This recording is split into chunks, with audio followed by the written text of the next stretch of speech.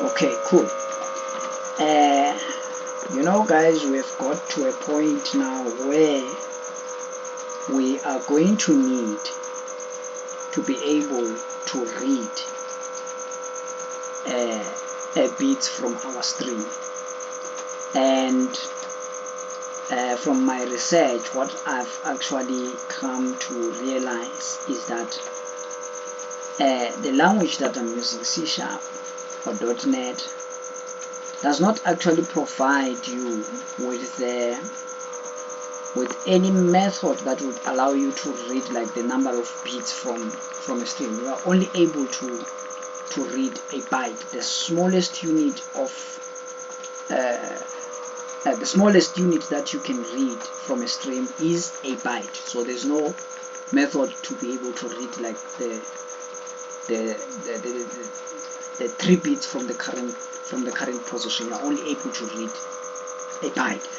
But now, when we come to work with the NLA unit, unfortunately, we are going to come across where we're going to need to be able to read bits, because what we would create some of the values from a certain number of bits, different types of number of bits. For example, for some values, we'll be able to create the values that we're looking for from 4 bits.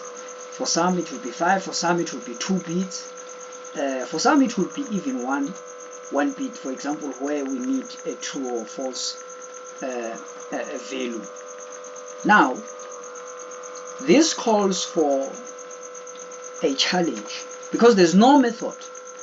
Fortunately, as .NET does provide a class that would allow you to view your bytes in bits, not in bytes.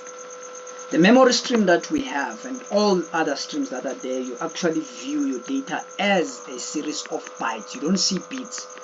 So there's no way of viewing your data as bytes. But the .NET framework does, the .NET and .NET framework does provide you with a type that is able to allow you to view your series of bytes as bits. That means you'll be able to read a bit from that string. I haven't checked how good that is, but there's one thing that I've noticed that it is lacking, and it is keeping track of the position where you are. There you are just able to get the value from wherever you want to get the value. You could get the value of the bit, whether it's true or false, at any position. But the type does not actually provide you with a value that is going to help you to keep track of where you are in that string. So now the challenge would be to extend that type that is already there, to extend that type, because that's the one that we're going to use, because it allows us to be able to read bits.